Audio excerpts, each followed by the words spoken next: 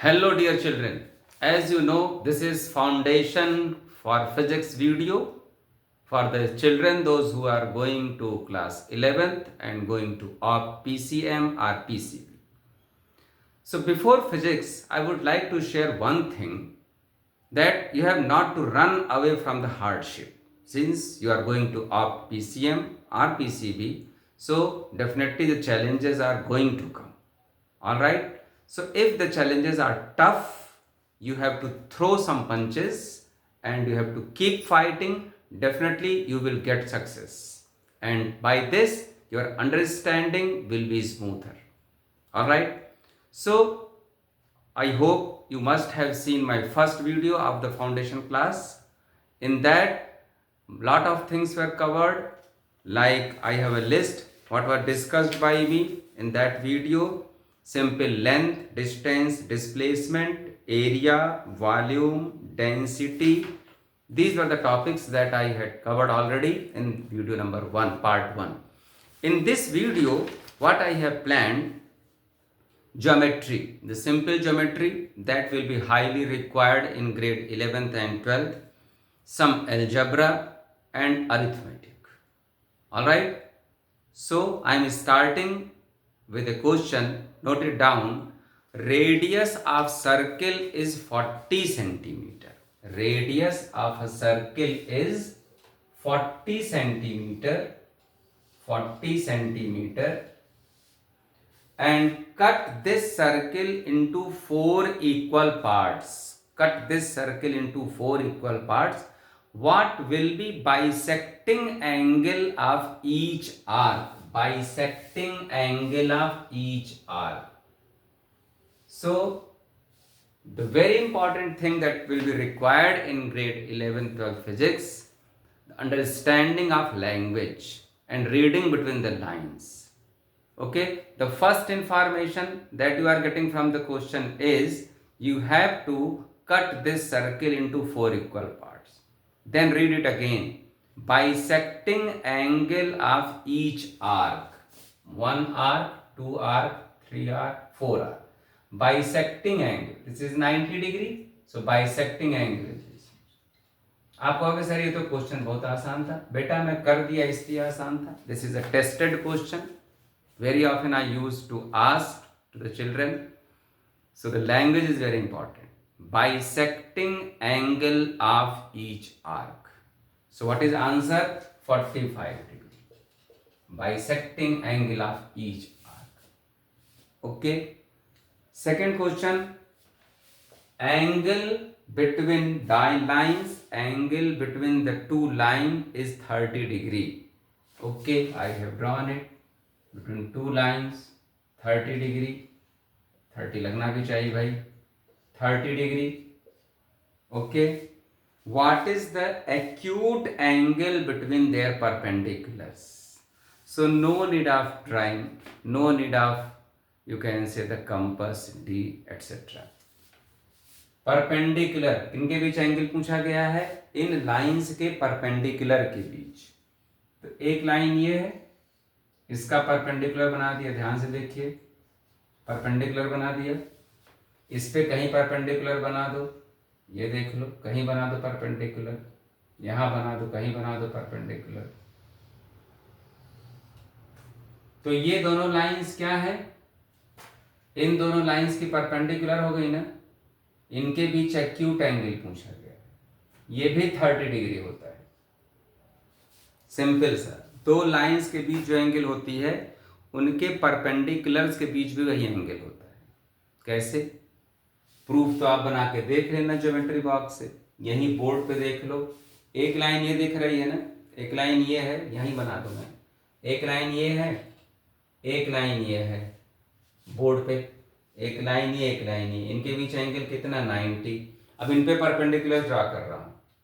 Line ए कह दूं, line B कह दूं. लाइन ए पे ये परपेंडिकुलर हो गया, हो गया.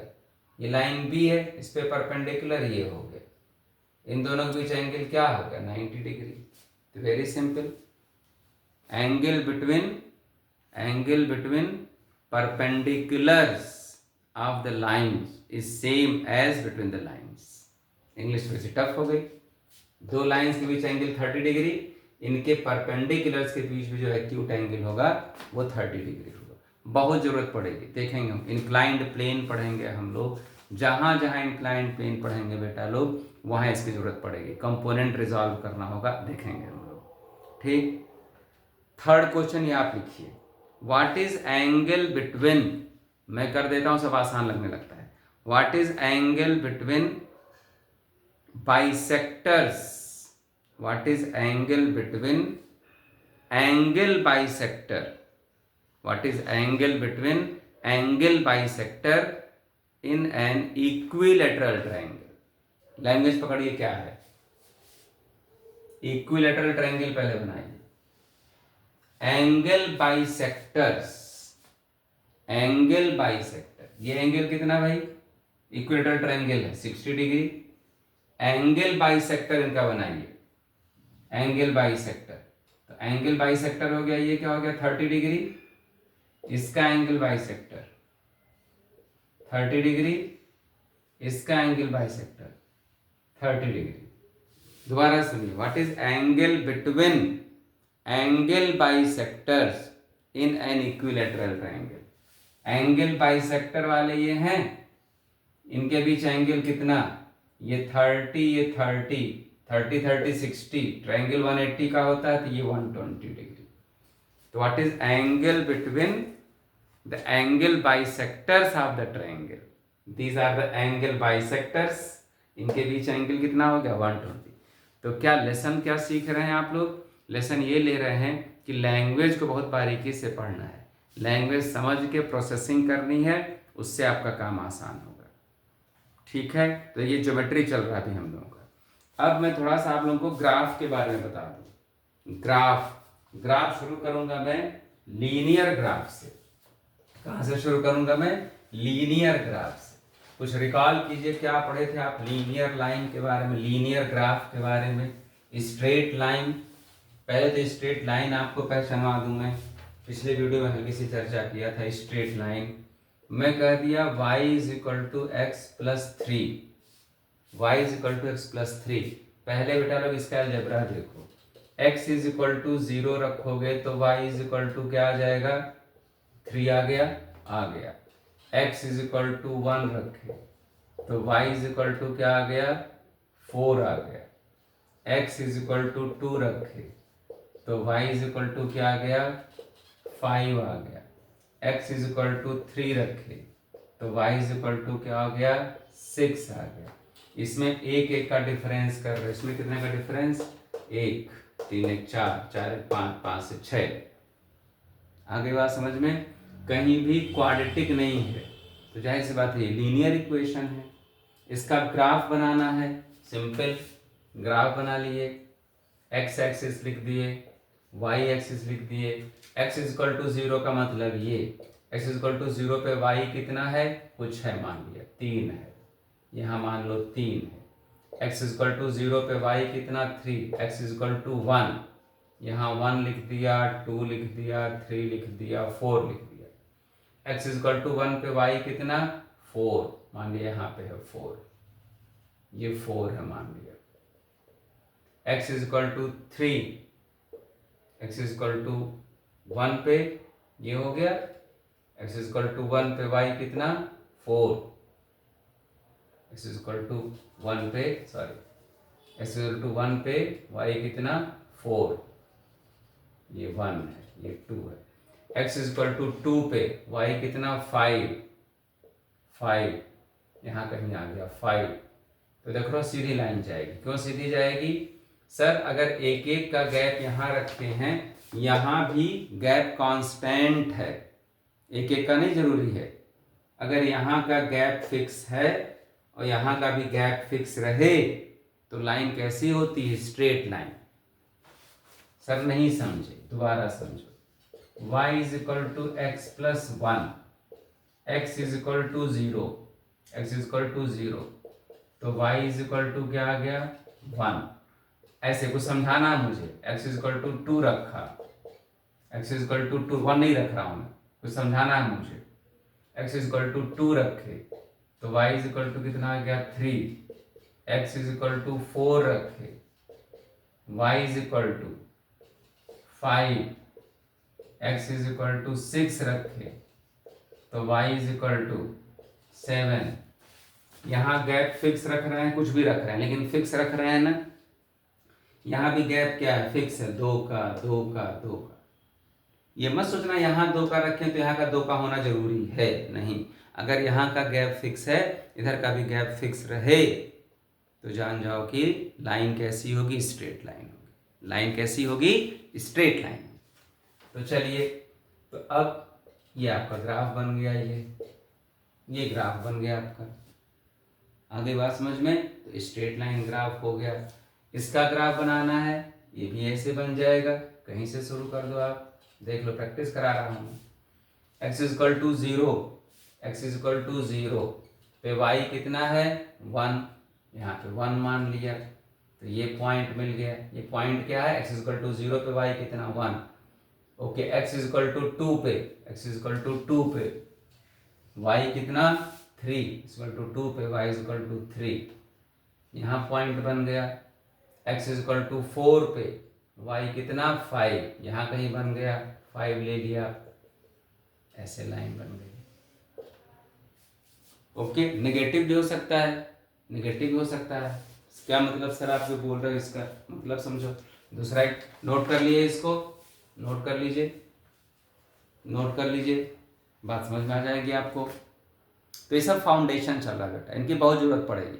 कोई ऐसा चैप्टर नहीं होगा, चैप्टर क्या कहूँ मैं, टॉपिक ऐसा नहीं होगा जिसमें ग्राफ की जरूरत नहीं पड़ेगी। कहीं पे लीनियर ग्राफ होगा, कहीं पे स्क्वायर ग्राफ होगा, सब करूँगा मैं। क्लियर है बात, बहुत बढ़िया। स्क्रीनशॉट ले लिए, 4 3 2 1। चलिए, अब थोड़ा सा स्लोप के बारे में बता दूं मैं आप लोगों को। स्लोप के बारे में, स्लोप क्या होता है, slope of the graph. Slope मतलब ढलान, स्लोप का मतलब ढलान। ये x लिख दिया, ये y लिख दिया, ऐसे ग्राफ बना दिया मैं। और ग्राफ में कहीं यहाँ लिखा है 4, यहाँ लिखा है 2 और ये 0। स्लोप का मतलब बेटा लोग perpendicular by base. Slope, slope जिसको आप लोग शायद वहां ग्रेडियंट भी कहते थे, क्या कहते थे, ग्रेडियंट। परपेंडिकुलर बाय बेस, जो नहीं जानते और क्लियर कर दूं, नाम दे दूं ए बी। तो परपेंडिकुलर क्या है बेटा लोग, ए बी है, और बेस क्या है, ओ बी है। तो ये स्लोप हो गया, ये क्या हो गया, स्लोप मिल गया आपको। बहुत बढ़िया, स्लोप। कहोगे सर ये तो टेन थीटा भी होता है, बिल्कुल सही। अगर ये थीटा है तो ये टेन थीटा भी हो गया, टेन थीटा हो गया। Slope is equal to tan theta, slope is equal to perpendicular by base. अगर ठीक है, इतनी बात नोट कर लिए। तो अगर मैं ये डेटा लेके बात करूं तो परपेंडिकुलर क्या हो गया, 4 हो गया ना बेटा लोग, अपॉन बेस क्या हो गया, 2 हो गया। तो आ गया जो भी आता हो। Clear, clear. अगर मैं कह दूं ये √3 है, ये √3 है और ये 1 है, तो टेन थीटा क्या हो गया, स्लोप क्या हो गया, परपेंडिकुलर अपॉन बेस 1। तो टेन थीटा अंडर √3 हो गया, तो theta is equal to 60 degree. तो बैठे बैठे आप एंगल बता दिए भाई, 60 डिग्री एंगल हो गया। नहीं, और देखो, और देखो, ये लाइन है कोई, ये 1 है, ये 1 है, कोई फिजिकल क्वांटिटी है, x ये y। तो थीटा तुरंत बता दोगे, थीटा 45। मैं कहूँगा कैसे, परपेंडिकुलर 1 और बेस 1, टेन थीटा 1/1, 1/1 1। तो theta is equal to 45, tan 45 1 होता है, टेन 45 क्या होता है, 1 होता है। बात आ गई समझ में, क्लियर है भाई, बहुत बढ़िया, बहुत बढ़िया। अब इक्वेशन से, जैसे कि देखो लाइन से आप ग्राफ बना देते हो, ग्राफ से आप क्या बना दिए, स्लोप निकाल दिए। मैं कह रहा हूं नहीं, डायरेक्ट लाइन से ही आप स्लोप बताओ कि उस लाइन का स्लोप क्या हो। बात समझ में आई? How to find slope from line equation, how to find slope from the line equation. देखिए सिंपल सा एक क्वेश्चन, मैं कह दिया कि y minus √3x is equal to 4। बेटा लोग इतनी जानकारी तो 10th में होनी चाहिए कि y is equal to mx plus c general formula, straight line equation general equation है, जनरल इक्वेशन। ठीक, तो इसको मैं इसी फॉर्मेट में ले आऊं, y इज इक्वल टू, इसको उधर लेता गया √3x और प्लस 4 तो है ही, तो कंपेयर कर रहे हैं y is equal to mx plus c से। m क्या हो गया, m को ग्रेडियंट कहते थे, m इज इक्वल टू √3, यही स्लोप है, यही क्या है, tan थीटा, यही क्या है, m is equal to tan theta है, परपेंडिकुलर बाई बेस है। क्या है ये, परपेंडिकुलर बाई बेस, तो थीटा इज इक्वल टू क्या हो गया, 60 डिग्री। तो इक्वेशन देख के ही आप कर दोगे, इक्वेशन देख के ही आप बता दोगे, बता दिए। चलिए एक और प्रैक्टिस हो जाए, मैं कह दिया y minus x is equal to 4। अब एक इक्वेशन में एक ही चीज बता रहा हूं, अभी इंटरसेप्ट भी एक चीज होती है वो नहीं बता रहा हूं मैं। तो y is equal to x plus 4, m क्या हो गया यहाँ पे, 1 है, m क्या है, 1 है, 1 मतलब tan थीटा, tan थीटा 1, तो थीटा इज इक्वल टू 45। तो ये लाइन x एक्सिस से कितना एंगल बना रही है, 45। x एक्सिस से लाइन कितना बना रही है, 45। ये लाइन x एक्सिस से कितना, स्लोप मतलब एंगल जो लेते हैं कहां से लेते हैं, x एक्सिस से लेते हैं, तो फ्रॉम x एक्सिस है, फ्रॉम x एक्सिस। क्लियर है बात, कोई प्रॉब्लम नहीं सर? ठीक, अब मैं आपको थोड़ा क्वालिटी की तरफ ले जा रहा हूं, कर्व। अब कर्व का स्लोप तो फिक्स होता नहीं है, अभी वो नहीं बता रहा हूं मैं, 11th में हम लोग पढ़ेंगे आगे तब देखेंगे, नहीं तो ये फाउंडेशन क्लास है भाई।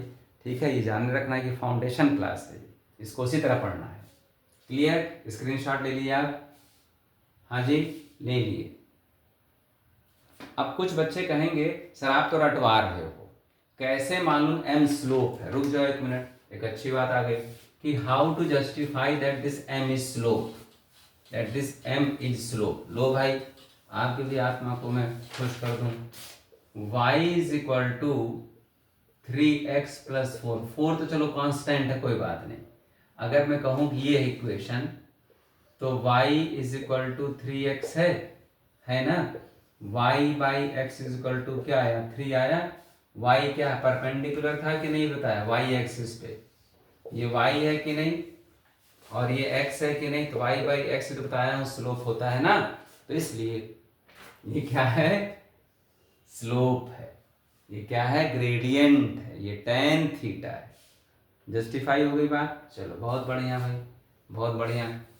क्लियर है बात? दोबारा सुन लीजिए कि सर कैसे, आप क्यों कह रहे हैं कि x के साथ जो लगा रहता है वो क्या है, ग्रेडियंट है, वो tan थीटा है, वो स्लोप है, कैसे कह रहे हो, समझा दिया।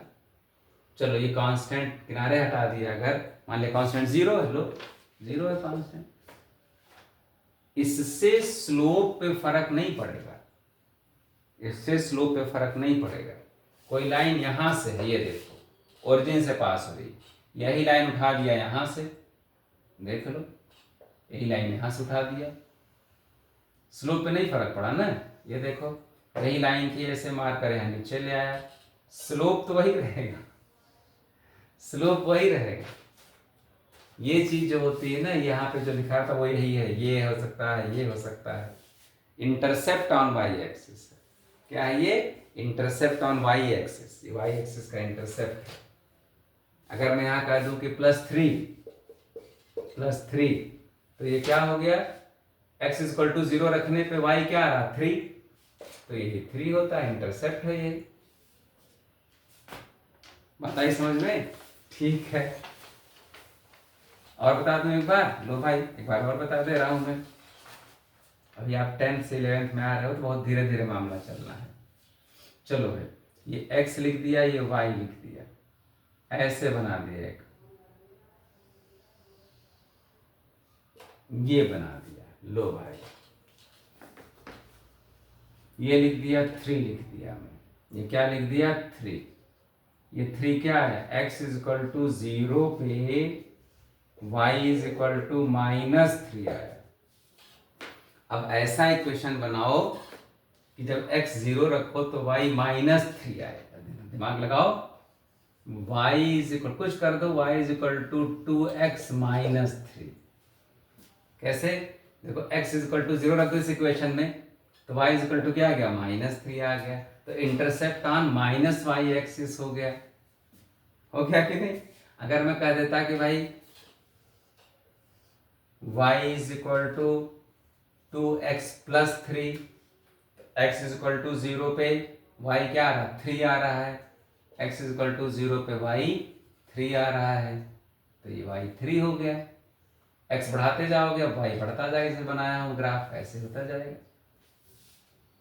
आगे बात समझ में? ठीक, बहुत बढ़िया। अब आप थोड़ा सा क्वाड्रेटिक लिख लो, कुछ रिवीजन में हेल्प मिलेगा आपको ना। लिखने से रिवीजन में हेल्प मिलता है आपको। क्लियर है बात? क्लियर है? बहुत अच्छी बात। ठीक है, अब एक और देखिए, क्वाड्रेटिक वाला देख लो बेटा लोग। क्वाड्रेटिक का देखिए, क्वाड्रेटिक देख लीजिए।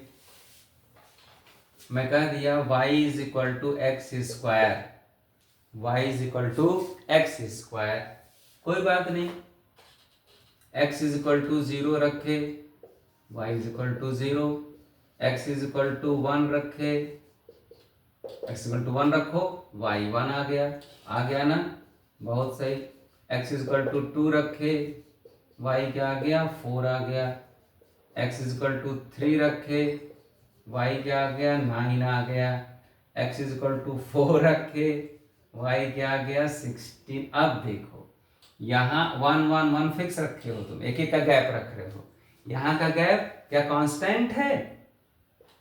1 का गैप, 3 का गैप, 5 का गैप, 7 का गैप। सर जी स्ट्रेट लाइन नहीं है, अभी आप बताए हो कि अगर इधर का गैप फिक्स रखने से इधर का गैप फिक्स रहे तब तो स्ट्रेट लाइन है, लेकिन अगर कांस्टेंट नहीं है, फिक्स नहीं है, तो वो स्ट्रेट लाइन नहीं होगा।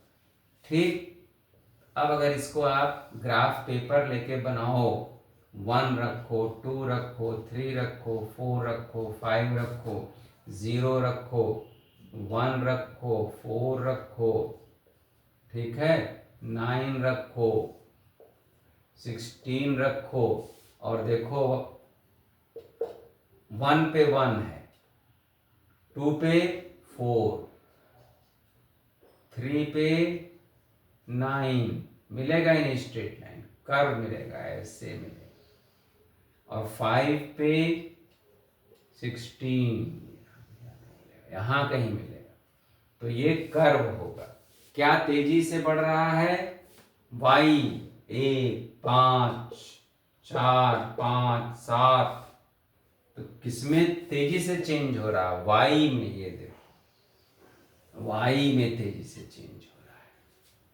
ठीक है, इसमें एक एक का गैप, और इसमें गैप एक एक के गैप के करेस्पॉन्डिंग y में गैप ज्यादा है। 1 है, 4 है, फिर 5 हो गया, 3 हो गया, फिर 5 हो गया, फिर 7 हो गया, गैप बढ़ता जा रहा है। आई बात समझ में? बोलो भाई। ठीक है, तो ये आपका क्या हो गया? ज्योमेट्री पे हो गया मामला। क्लियर? सोचा था कि मैं इसमें अलजेब्रा कवर करूंगा, लेकिन नहीं अलजेब्रा कवर करूंगा, क्योंकि आप धीरे धीरे इसकी प्रैक्टिस करो। क्लियर? अलजेब्रा वाली वीडियो दूसरी एक और बनाऊंगा मैं, उसमें इसको कहूँगा मैं फाउंडेशन पार्ट 2 कर दूंगा, 3 कर दूंगा मैं। तो इतना आप देखिए, इसमें हम लोग क्या क्या पढ़े, बात समझ में आ गई। ज्योमेट्री के बेसिक कंसेप्ट कुछ समझ में आया आप लोगों को, और स्ट्रेट लाइन इक्वेशन देखे हम, और थोड़ा सा क्वाड्रेटिक भी बना दिया, कर्व बना दिया। जरूरत पड़ती है इसकी भी, 10th में ऐसी चीज़ें रेयर आप पढ़ते हो तो प्रैक्टिस नहीं हो पाती है, तो इनकी आप भरपूर प्रैक्टिस कीजिए। और वो बात मेरी याद रखना कि जो चैलेंजेस मिलेंगे उन चैलेंजेस से आप सीखोगे। आखिरी बात में दोनों बातें होती हैं। जब आप सीखते हो तो चैलेंजेस फेस करने होते हैं, ठीक। और जब चैलेंजेस आप हिम्मत के साथ फेस करते हो, मैं कहूँ वो हार्दिक पांड्या की लाइन है जो बोला हूँ मैं पहले, ठीक है, कि if the challenges are tough, okay, you throw some punches, definitely you will get victory, ठीक है। तब तो बाद में आता है इंडिया को जिता के चला जाता है, ठीक है, ठीक है। तो आप वेट कीजिए हमारी अगली वीडियो का, जिसमें मैं निश्चित ही अलजेब्रा और अरिथमेटिक कुछ ट्रिक्स बताऊंगा कि कभी कभी अननेसेसरी आप कैलकुलेशन करते हो, कैलकुलेशन अननेसेसरी नहीं करना चाहिए। कैलकुलेशन का पहला स्टेप होता है ऑब्जर्वेशन का। पहले जो चीज़ दिया गया उसको आप ऑब्जर्व करें, शॉर्टकट मिल जाता है उसका, ठीक है। तो आपका हर एक कैलकुलेशन में 5-5 मिनट 8-8 मिनट बच जाएगा। आगे बात समझ में? चलिए, keep watching, keep subscribing and keep sharing my videos so that your friends may be benefited. All right, take care.